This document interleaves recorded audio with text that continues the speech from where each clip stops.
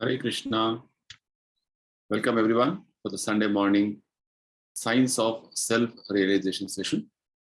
We have been discussing on this book called Science of Self-Realization since last 1 year.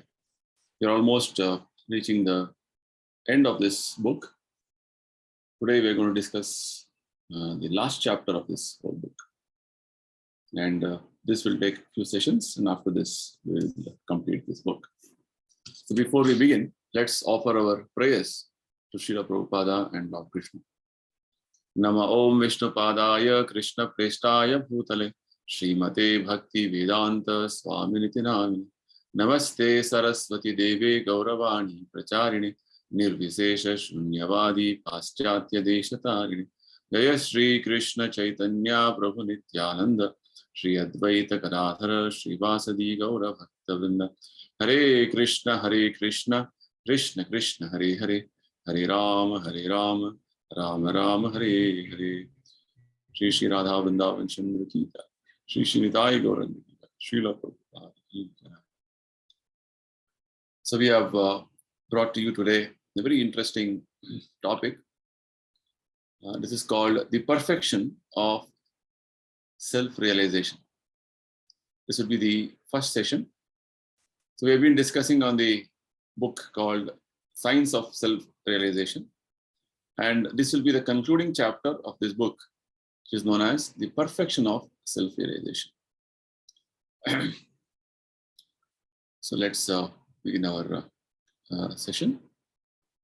This session is inspiration of His Divine Grace, Srila Prabhupada, who is the founder Acharya of the worldwide Hare Krishna movement, ISKCON, who so painstakingly gave us the teachings at his advanced stage and enlightening all of us for the path going back to Goloka Vrindavan, which is actually the perfection of self-realization.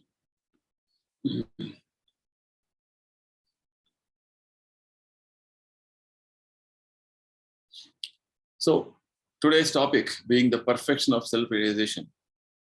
Basically, it is to understand how to reach our life's ultimate destination. Self-realization, we have been discussing that this means to realize the self, that we are not this body, but we are spirit soul. And spirit soul has eternal connection with Lord Krishna as part and parcel. And living this realization whole life and performing devotional service throughout our life is what constitutes perfection of self-realization. And Lord Krishna assures us that one who does this whole life, remembering Him, performing devotion to Him, He will, without fail, take him back to spiritual world. Tyaktva deham punarjanma naiti mameti so Arjuna. This is the confirmation Krishna has given in the Bhagavad Gita. So with that in background, let's understand the topics which are going to be discussed today. The first topic I'm going to discuss is about the Vrindavan residents' love for Krishna. We'll try to understand how does the residents of Vrindavan during Krishna's time, what was their interaction with Krishna? What was their type of affection for Krishna? When Krishna was on this earth, all the residents of Vrindavan loved Him.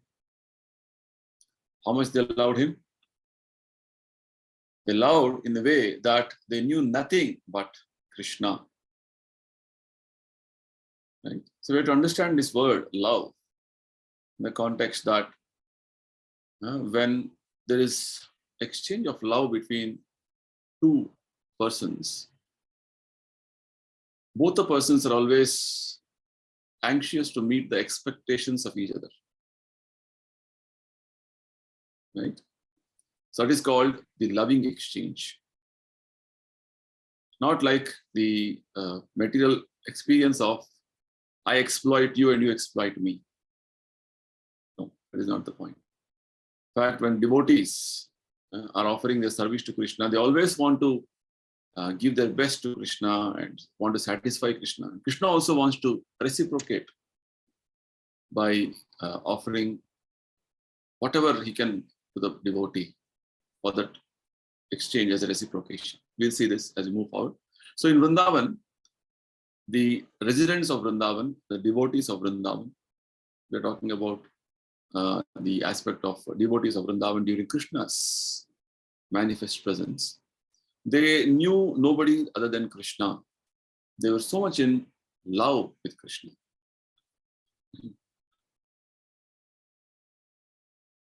They did not know whether Krishna is God or not God, nor were they disturbed by such thoughts as, I shall love Krishna if he is God.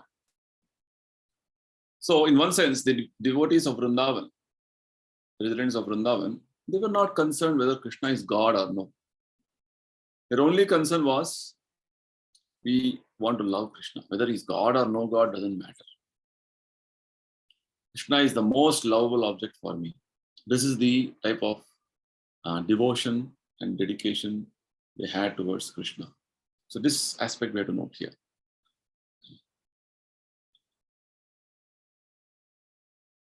Their attitude was one of pure love, and they thought, he may or may not be God, it doesn't matter. We love Krishna, that's all. So this is the level of loving attitude which the devotees of Vrindavan had towards Krishna.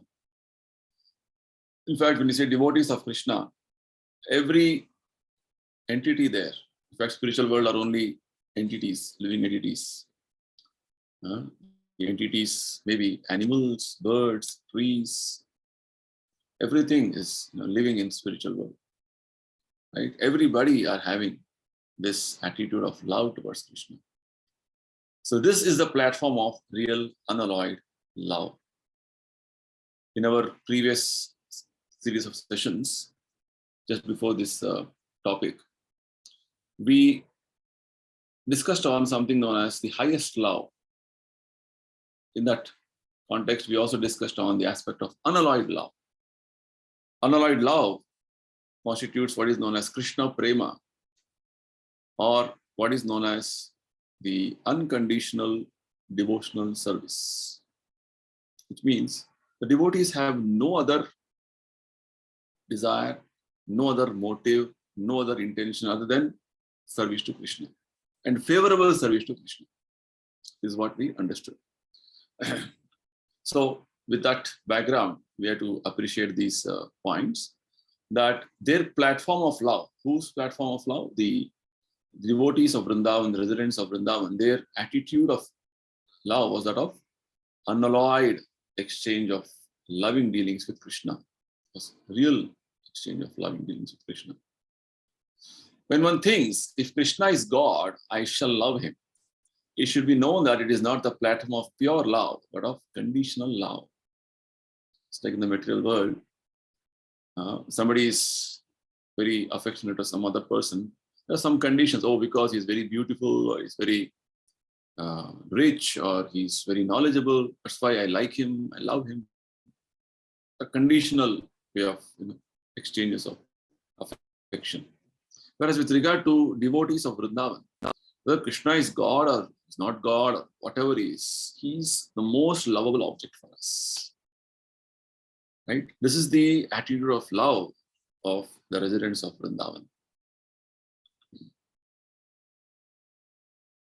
So this is called pure love. While on earth, Krishna exhibited extraordinary powers. And the Vrajavasis, the residents of Vrindavan, often thought, oh, Krishna is such a wonderful child, maybe he is some demigod.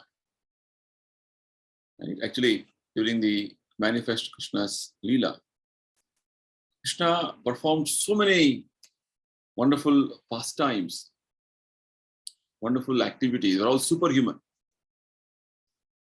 Right? Even though it was very extraordinary, The residents of Vrindavan never considered Krishna to be God. Thought, okay, maybe somebody has given him some special power, or maybe he's some devata, very powerful devata. Because the aspect of love towards Krishna was so intense for the residents of Vrindavan, they did not want to diminish that attitude of love towards Krishna by bringing in the concept of God. Generally, God means, in the normal understanding of a common man, very reverential, very respectful, and giving all awe and veneration. That is what generally it means. But with regard to residents of Vrindavan, their attitude of love towards Krishna was beyond any such formalities of awe and venerance or reverence or respect. We'll see this as we move forward, how their exhibition of love was and how Krishna also reciprocated accordingly. They thought in this way because people were generally under the impression that the demigods were all powerful. And so this is the mood of Vrindavan devotees, that they don't, they are not aware anybody other than Krishna. Right? Because general understanding of people is that, demigods are very powerful. So they don't know who is Krishna. Because knowing Krishna is very rarely understood. Even Krishna says in Bhagavad Gita, Manushyanam sahasreshu kaschit etadi siddhai. Rarely anybody knows about me, Krishna says. Many, millions and millions of men are there who are, some are out of millions of men, some may endeavor for what is known as perfection. Perfection means at least knowing that this human life is meant for self-realization. We should not simply work hard and waste our time for nothing, for some material benefits. This realization, this is called the path of Siddhi. At least some level of perfection they want to achieve in human life. And Krishna says further, out of these perfected beings, hardly one knows me in truth. Yatata api siddhanam kaschin mam veti tatvataha. Which means, knowing Krishna is not easy. There's one more statement in Bhagavad Gita where Krishna says, Bahunam janmanam ante jnanvan man prapadyate vasudeva sarvamiti samahatma sudurlabha. Means, there are many jnanis, or people who are pursuing the path of knowledge. Jnanis are better than the normal workers who are working for gratifying their senses. So even those so-called people who are looking or who are searching after knowledge, they, after many millions of births, they come to understand that Vasudeva, Krishna is everything. Vasudeva Sarvamiti, and such a person, knowledgeable person, is very rare. Such a person is called Mahatma, according to Lord Krishna. So understanding Krishna is not easy. This is the background with which this statement is being made here. Within the material world, the demigods are powerful, but people are not aware that Krishna is above all of them. Because mostly people in the material world are driven by so many desires, so many agendas, so many their own ways of having their own plans, purposes, that they are not aware of Krishna's position. Krishna, as Supreme Personality of Godhead, is rarely known. Right? This is the situation in the material world. Because Krishna's position is so exalted. Even the great personalities like Lord Shiva, Lord Brahma, were all great demigods. They also declare that even they also are not fully aware of Krishna. That is Krishna's position. Why? Because people don't want to know Krishna, or they are very satisfied with something very, which is very not very valuable. They want to, they are satisfied with something which is not at all worthy of satisfaction. because they all want to satisfy their material desires. Because approaching Krishna means you will not have any material desires. It's like we understood in the previous sessions. Anya vilashita shunyam. All your material desires are completely nullified. Shunya. No material desires. Only desire to serve Krishna is there.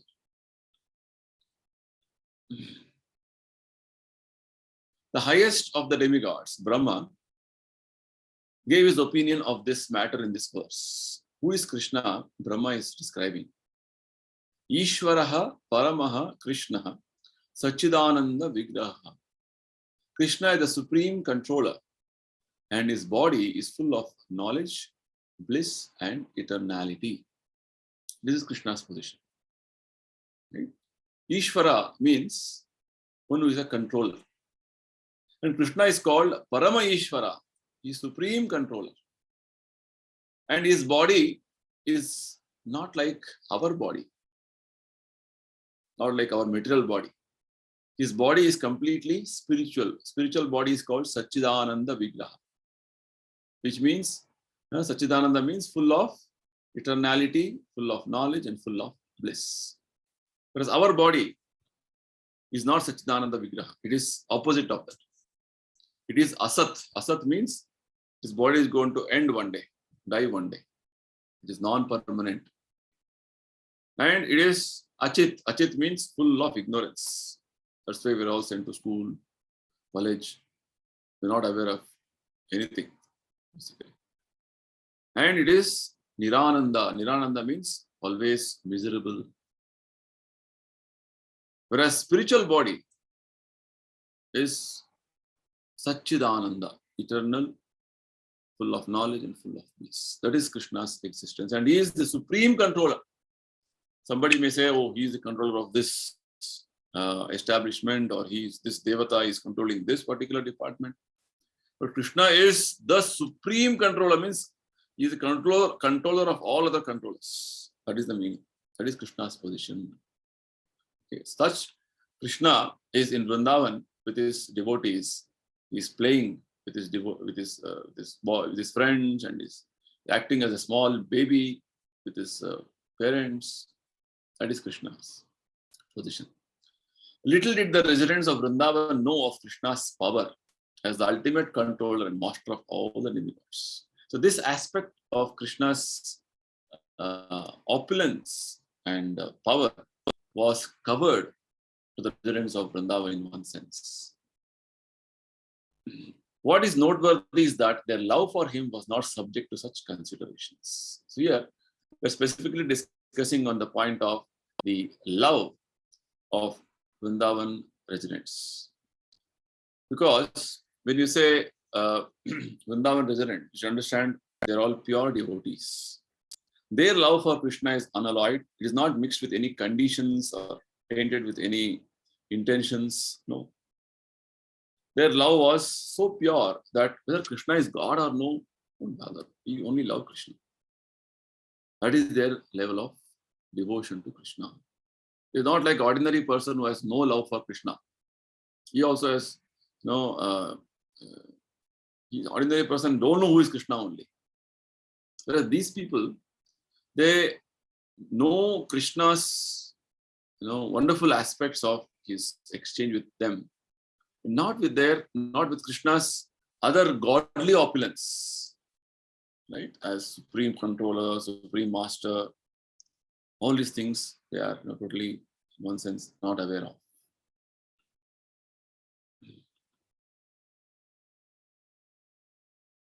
Let's take a few examples of how Krishna's dealings with his devotees happen in Vrindavan.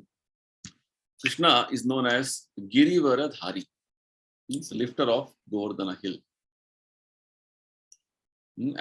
As the residents of Vrindavan loved Krishna unconditionally, similarly, Krishna also loved them unconditionally. This is one important aspect in the spiritual world. That the way you express your devotion and love towards Supreme Lord Krishna, Krishna also reciprocates. It is two-way. And this enhances the bliss, the happiness between the devotees. the material world, the way you want to express your affection and love and so-called all these things, you don't get that reciprocal exchange with other person because each of us are limited. And many times it is very frustrating and disappointing. The spiritual world is not like that. In fact, Krishna's reciprocation with his devotees for their wonderful devotion with him is so much blissful. Anandambudhi Vardhanam it is called. Means it is increasing the ocean of bliss. Because Krishna is Ananda Sagara. You love Krishna. Krishna is reciprocating in a way that you can't hold that bliss of happiness. Right? That is the level of reciprocation which Krishna shows with his devotees.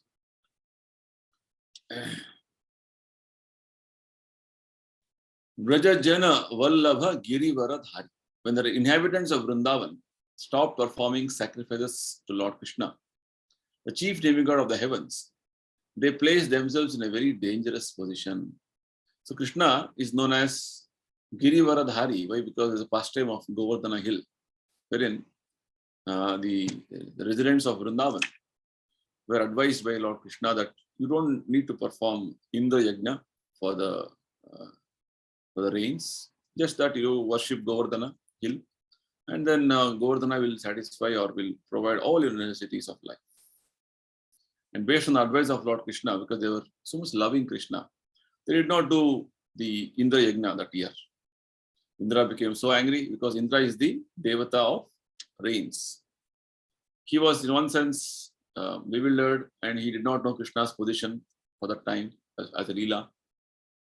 And he showered torrents of rain. So when this happened, when rain was showered on Vrindavan and put all the residents of Vrindavan in a very troublesome position, Indra becoming angry and sent powerful clouds that rained over Vrindavan incessantly for 7 days. Continuous rains were there for 7 days. And what did Krishna do? The whole area actually was flooding and the inhabitants became very disturbed. That was the level of devastation which this Indra was creating.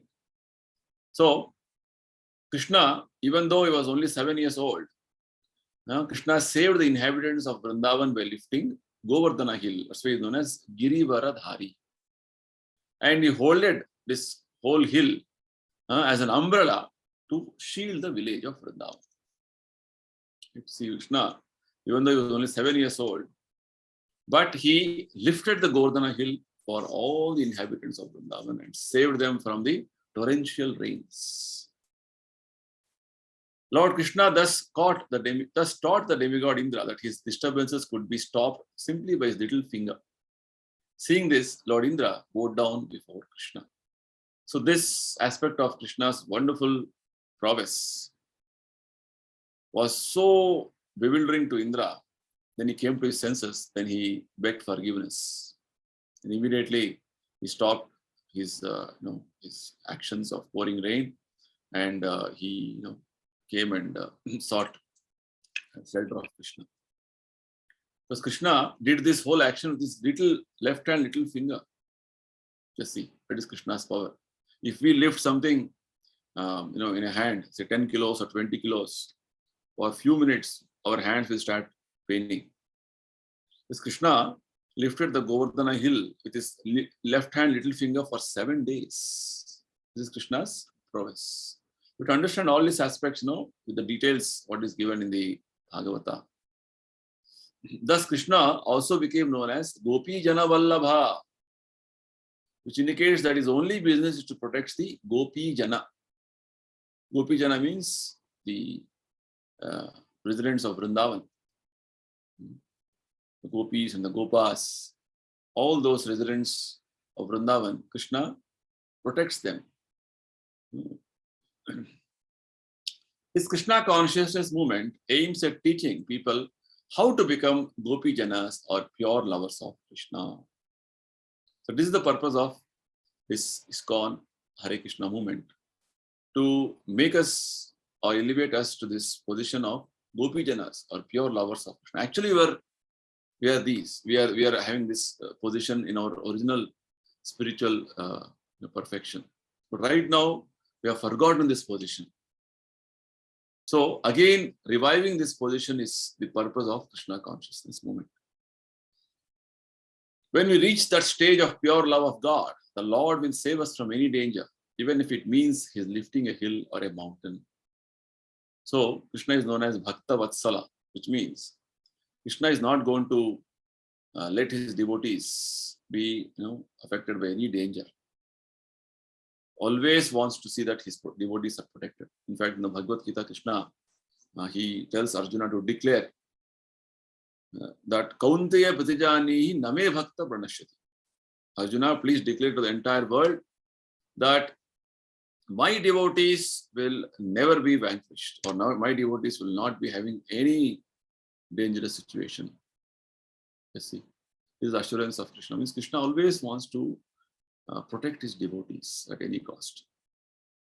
That is Krishna's promise to his devotees.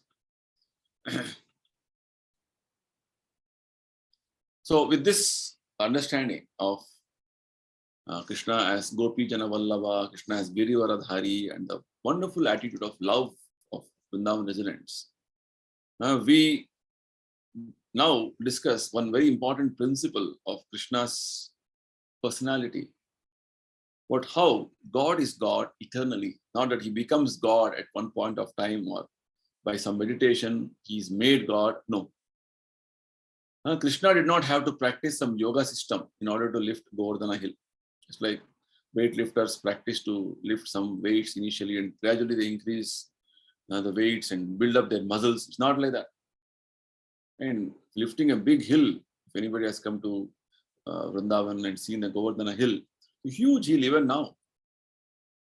Even having a parikrama or the circumambulation of that whole hill, it is around 22 kilometers. It takes around 6 to 8 hours.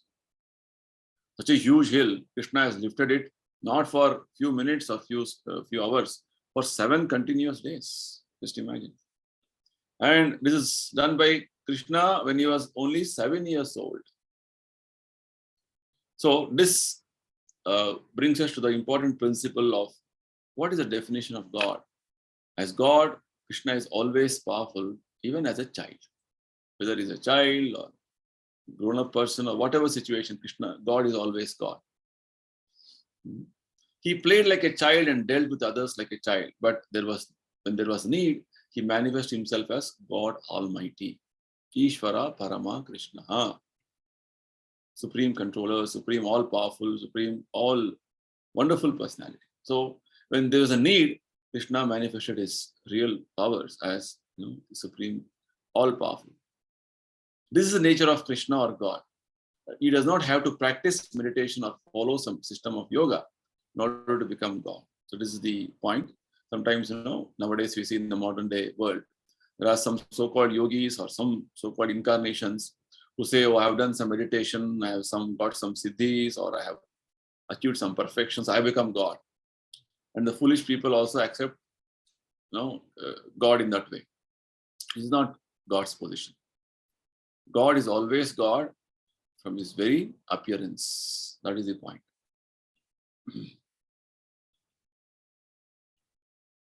So he's not a manufactured type of God, but he's God eternally. God is God always eternally. Not that he becomes God at one point of time. No. It's not the philosophy of anthropomorphism. It's like people say, somebody has become godly, this human being has become godly. No, not like that. He's not a manufactured type of God, but he's God eternally. So, having understood about God's position, that is Krishna's position, let us understand one more very wonderful aspect of Krishna's personality. That Krishna wants to get chastised. It's like in the material world, we always want to get honored and we always want to, feel very privileged. Whereas Krishna wants to get chastised from his devotees. Why is it so and what it is? What is this aspect we'd like to understand? Although he is God, he enjoys loving relationships with his devotees. And in order to satisfy his devotees, he often takes roles that appear to be subsidiary. This is one important aspect of Krishna. He is God, and he is having wonderful relation with his devotees. But he loves to take a subordinate position. Just like if you have seen the Bhagavad Gita's cover, show the cover page.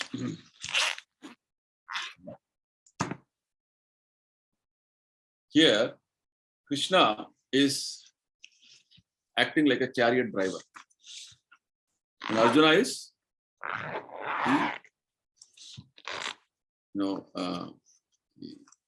he's riding on the chariot. Generally, when you have a car, the driver is a subordinate position. So Krishna has taken the position of a subordinate position. And Krishna likes this, to serve his devotees. Just like devotees want to serve Krishna, Krishna wants to serve his devotees. That is the point. So Krishna likes to take up the subordinate position, roles of subordinate position. Krishna often likes being the child of a devotee, and thus he becomes the beloved child of Yashoda. That's why he is known as Yashoda Nandana. Right? Because he is God and everyone worships him, no one chastises him. Generally, in our normal understanding, God means all veneration, all respect, all reverence, and we have all the respects for him. And when you go to temple, we just with a very respectful mood we go with folded hands. Like nobody goes with a stick. So generally, this is the mood with which people in the material world worship God. Everyone worships God. Everybody worships him because he's controller. That is the mood with which everybody worships him. Nobody chastises him. However, Krishna enjoys being chastised by his devotee, father and mother. And because Krishna takes pleasure in being chastised, the devotee also take up the role saying, all right, I shall become your father and chastise you. So, because Krishna likes it, he wants to be chastised by his devotees. Krishna, to satisfy Krishna, devotees take up that role as a mother, father, as a lover. Right? That is what devotees want to play this role for Krishna. Similarly, when Krishna wants to fight, one of his devotees becomes a demon, Hiranyakashipu, and fights with him. It's like in the former times, the kings used to have mock fight with some wrestlers. So, because the king wants to fight and show his fighting abilities, he will have some wrestlers to fight, have a mock fight with them. Likewise, when Krishna wants to fight, who will become his enemy? Or rather, who will become his opponent? A devotee only has to become his opponent. So, Hiranyakashipu was actually not a demon in one sense. He was the resident of Vaikuntha. He was one of the doorkeepers. Jaya and Vijaya became Hiranyakashipu and Hiranyaksha. So Krishna wanted to fight. So he chose his devotee, one of his devotees, to fight, who came down as a demon. Right? So this is the descriptions we get in the Bhagavata. So when Krishna wants to fight, one of his devotees becomes the demon Hiranyakashipu and fights with him. In this way, all Krishna's activities are carried out in connection with his devotees only. So if we aspire to become such associate of Krishna, we must develop Krishna consciousness, awareness of Krishna. So basically, Prabhupada is trying to tell us here that this is the type of relations Krishna wants to have with his devotees. Right? He can take the role of a son, he can take the role of a friend, he can take the role of a master, a servant, or a lover, or a fighter, whatever way. But devotees, whatever way Krishna wants, devotees are ready to take up those roles and satisfy Krishna. So this only is possible when we develop Krishna consciousness or love towards Krishna, awareness of Krishna. So the message from this various things we have been discussing just now is that all of us are eligible to go to Krishna Loka. and become Krishna's associate. Not that only only few can go, it's not easy. No, everybody can go. Everybody can become qualified and go to Krishna Loka. About Krishna further it is mentioned, Yashoda Nandana Brajajana Ranjana. What does it mean? It means Krishna's only business is satisfying the Brajajanas. And their only business is satisfying Krishna. So just like Krishna, Krishna's devotees want to satisfy Krishna. Krishna also want to satisfy his devotees. That is the type of reciprocation in the spiritual world. This we discussed.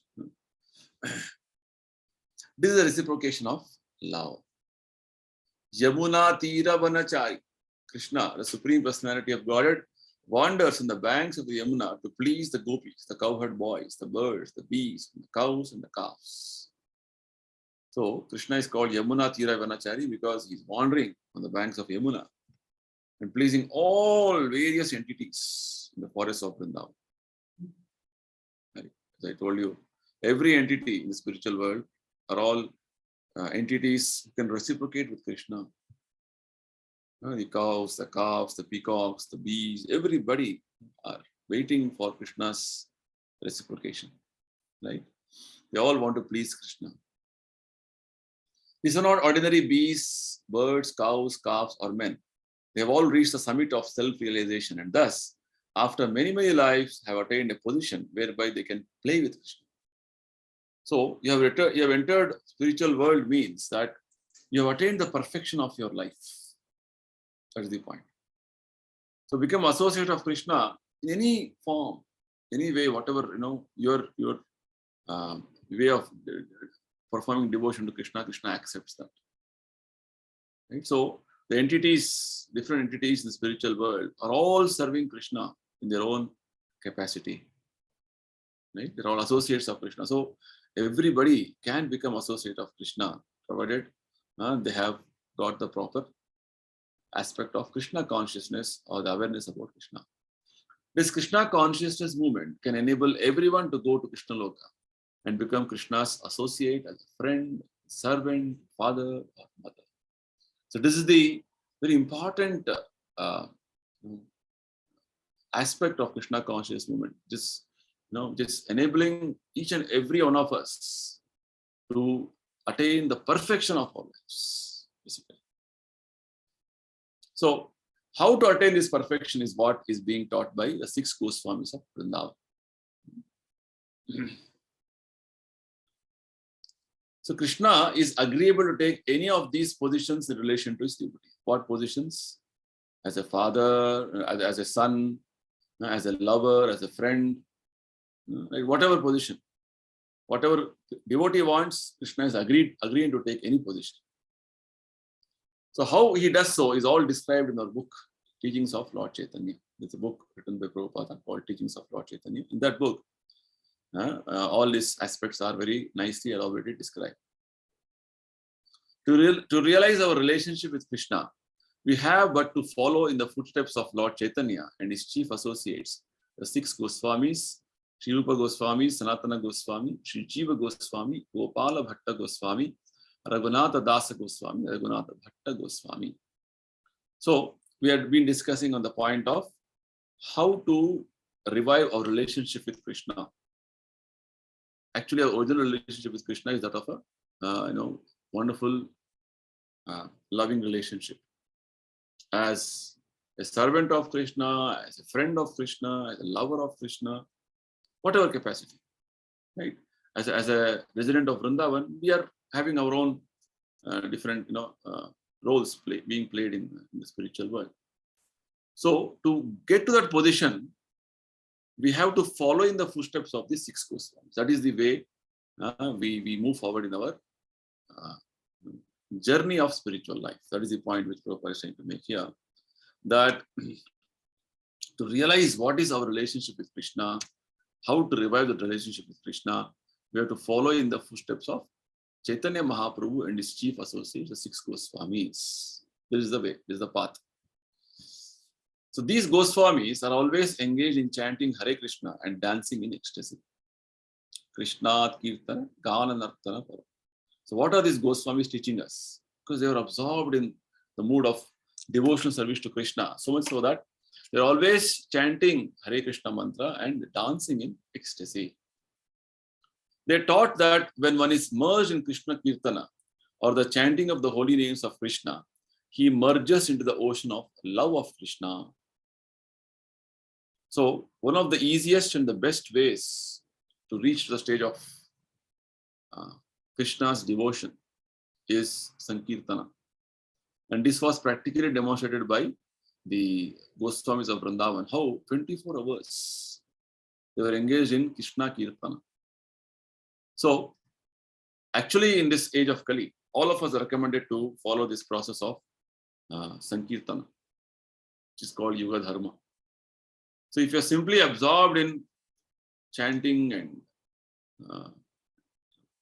singing and dancing about Krishna, that is the perfection. And this is what Goswamis of Vrindavan demonstrated to all of us. As soon as the sound of Krishna's name is vibrated, one can immediately merge into the ocean of love.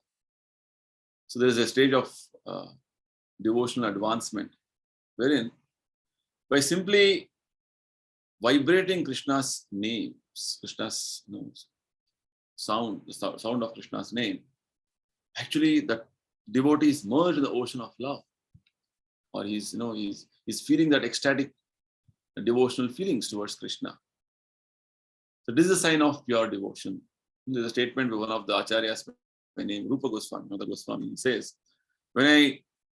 he says, my one tongue is not enough. 2 years is not enough to hear Hare Krishna mantra, to chant Hare Krishna mantra.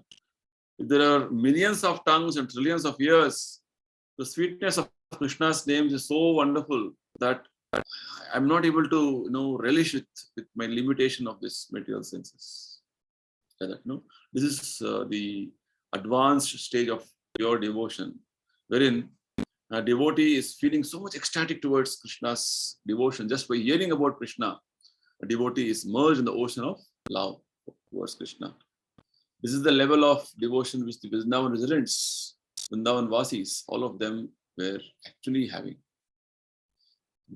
Thus at Kirtanas, the 6 Goswamis would merge immediately into the ocean of love of God. The Goswamis were always absorbed in such ecstatic devotional feelings. The 6 Goswamis were dear not only to the other devotees of Lord Chaitanya Mahaprabhu, but to the non-devotees as well. So the Goswamis were dear to everybody. This is the qualification of a devotee. Devotee, because he is dear to Krishna, he is dear to everybody because Krishna is the father and the master of everybody. So with this, we come to one of our discussions, one of the last topics of today's discussion, about what are the qualifications one is supposed to acquire to become associate of Krishna. Associate of Krishna is called a pure devotee. So with this context, we try to understand some of the wonderful qualities of a pure devotee, because these are the qualifications which is essential for us to become associates of Krishna, to experience that ecstatic love for Krishna. A pure devotee's position is that he has no enemy because he is not envious. It's a very important quality. Krishna says in Bhagavad Gita, Adveshta sarva bhutana maitra karuna evacha. While listing the qualities of devotees, Lord Krishna says that a devotee is Adveshta sarva bhutana. He is non-envious. He has no dveshta, means he is not having any enviousness towards any living entity. He is a friend to everybody, Krishna says. In material world, generally we see one person is having so many his enemies, his competitors. That is the way material world is. People are jealous, people are envious. Whereas devotees of Krishna, they are always non-envious to anybody. They are always friendly to everybody. They always want to offer their best to everybody as service to other personalities. There is no enemy. A pure devotee is always open to everyone, and he does not discriminate that this person can be allowed to chant Hare Krishna and that person should not be allowed. We take the example of Srila Prabhupada, how Prabhupada went to the that part of the world where they had no idea of what is this Vedic understanding, what is this spiritual life, or what is Bhagavad Gita, no understanding. Now, Prabhupada went to such remote areas and such places, and he made them, he explained them about Hare Krishna mantra, and he made them chant Hare Krishna mantra, which means the pure devotees want to give the highest benefit to even the most degraded condition of the degraded people of this material world, right? Because he is non-envious, he has no enemy, and he wants everybody to elevate themselves to the highest position. This is a qualification of a pure devotee. It's not that he wants to keep this understanding to some set of people and others should not follow this. No. On the material platform, which is a platform of dualism, there are differences between high and low, man and woman, and this or that. But on the spiritual platform, there are no such distinctions. Right? There's no dualities at all on the spiritual platform, because everybody is seen as part and parcel of Krishna. A pure devotee sees every entity as part and parcel of Krishna. So he wants to give opportunity for everybody, because everybody is deprived of Krishna consciousness. That's what Prabhupada did. He traveled across the world extensively 14 times, and he preached Krishna consciousness out of his unlimited compassion. Why? To deliver as many souls as possible. Because Krishna consciousness is actually our natural situation. So to bring them back to the original situation is what a pure devotee always is endeavoring. This is one of the important qualifications of a pure devotee. He doesn't discriminate. There is no duality in him. He's not envious. He's equal to all. Further, the pure devotee sees everything with an equal mind. He's therefore non-envious. Right? He's sama chitta, sama darshana. Because he is non-envious, he is worshipable. This is the reason why even the Goswamis of Vrindavan, because they were non-envious, they were equally disposed to everybody. Everybody worshipped them. Everybody respected them. Dhira, dhiya, priya, priyo, priya jano, priya karo, nirmatsaro pujito. Because they were non-envious, the Goswamis are worshipable. Indeed, it may even be said that a person is worshipable simply if he is non-envious. For it is only possible to be non-envious in the spiritual platform. This is actually to become nirmatsarata. Matsarata means being envious. I am jealous of you, you are jealous of me. This is called matsarata. Whereas this is material platform. Enviousness is material situation. Whereas being non-envious means it is on a spiritual platform. Nirmatsaranam, Paramo Nirmatsaranam, Bhagavata says, the Paramahamsas are Nirmatsara, means they are non-envious. Pure devotees, like swans, Srila Prabhupada, example, is Nirmatsara, he's non-envious. He's completely spiritual personalities. So there's a nice understanding in the Bhagavad Gita. With this, we'll close. Verdict of Bhagavad Gita, 5th chapter, 18th and 19th verse states, Vidya Vinaya Sampanne Brahmane Gavihastini Shuni Chaiva Shvapakecha Pandita Samadarshinaha Ihaiva Tairitas Sargo Yesham Sami Sitam Manaha Nirdosham Hi Samam Brahma Tasmad Brahmadi Te Stitaha. Lord Krishna says, the humble sage by virtue of true knowledge sees with equal vision a learned and gentle Brahmana, a cow, an elephant, a dog, and a dog eater. Krishna is telling that a pure devotee has an equal vision, samadarshana. Those whose minds are established in sameness and equanimity have already conquered the conditions of birth and death. They are flawless like Brahman, and thus they are already situated in Brahman. A pure devotee is actually how he is on a spiritual platform is what Krishna is explaining in this set of verses. So with this, we will conclude today's session. We will continue our discussions further. Our topic is the perfection of self-realization. So we have come to the point of discussing of how to come to this level of highest perfection of self-realization by performance of bhakti under the guidance of or under the direction of pure devotees like the 6 Goswamis of Vrindavan, Srila Prabhupada. So when you take their guidance, we can move forward in spiritual journey.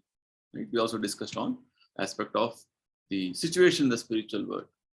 How in the spiritual world, Krishna is reciprocating his devotees, pure devotional, ecstatic feelings, and how devotees, Vrindavan residents, are also reciprocating with him. All this we understood. So we'll discuss more in the coming few sessions. For today, we're going to close, and we'll meet again next week. Thank you, everybody. Hare Krishna.